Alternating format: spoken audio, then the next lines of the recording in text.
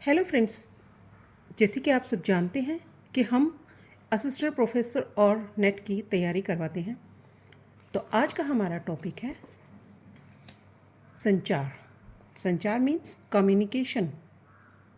हमारे जीवन में मनुष्य विभिन्न प्रकार की जानकारियाँ अलग अलग माध्यमों से प्राप्त करता है। ये कार्य संचार यानी कि कम्युनिकेशन के द्वारा ही संभव हो पाता है। संचार के बिना इस संसार में कोई भी कार्य संपादित ही नहीं हो सकता। संचार यानी कि सम प्लस प्रेषण, अर्थात संप्रेषण जो समान रूप से प्रेषित किया गया हो। कम्युनिकेशन की उत्पत्ति लैटिन भाषा के कम्युनिस शब्द से मानी जाती है, जिसका अर्थ जानकारी, तथ्य आदि को सामान्य बनाने से होता है। अब बात करते हैं संचार की कोई एक डेफिनेशन टाइप। जैसे कि संचार दो या दो से अधिक व्यक्तियों के माध्यम से विचार, संदेश या सूचनाओं का आदान प्रदान करता है। ये आदान प्रदान लिखित, मौखिक या फिर सांकेतिक भी हो सकता है, जैसे दृश्य और श्रव्य तरीके से। तो जैसा कि आप समझ चुके हैं कि संचार सूचनाओं का आदान प्रदान है, जो एक निरंतर चलने वाली प्रक्रिया है, जिसमें दो या दो से अधिक व्यक्ति अपने विचारों और अपने संदेशों की, संवेगों की आदि को परस्पर समन्वय या आदान प्रदान करते हैं।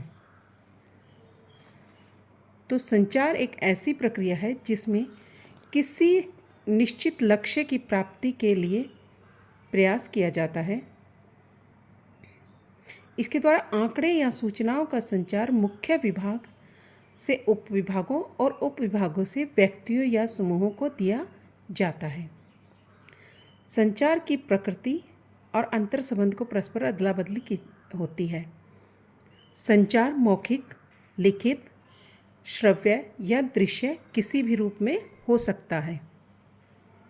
संचार का मूल उद्देश्य है अपने किसी दृष्टिकोण या संदेश को प्रेषक को भेजा जाए, और वह संचार तभी प्रभावी होता है जब प्राप्तकर्ता उसे पूर्णतः समझ सके।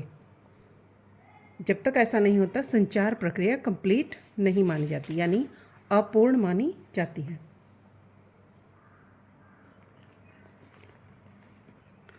तो आज मेन इम्पोर्टेंट कम्युनिकेशन के बारे में हमने जाना है।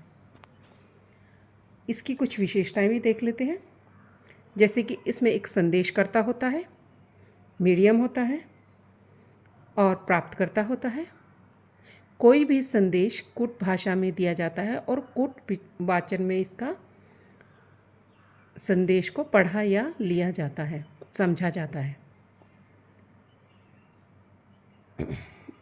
और जब संदेशकर्ता से प्राप्तकर्ता को पहुंच चुका होता है, उसके बाद इसकी प्रतिपुष्टि यानी कि इसका रिजल्ट देखा जाता है।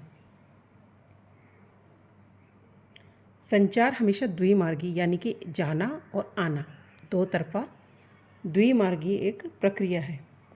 इसमें दो व्यक्तियों या समूहों के मध्य संदेशों की अदला बदली होती है। प्राप्तकर्ता अपनी प्रतिक्रिया प्रेषण को प्रदान करता है और तभी संचार की प्रक्रिया पूर्ण मानी जाती है।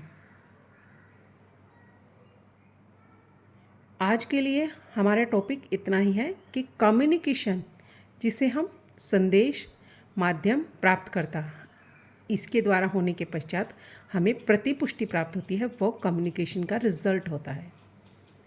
आज के इस पूरे टॉपिक में हम जो समझे हैं वो कम्युनिकेशन है। आई होप आप सबको पूरी तरह से ये ऑडियो पसंद आया होगा। धन्यवाद।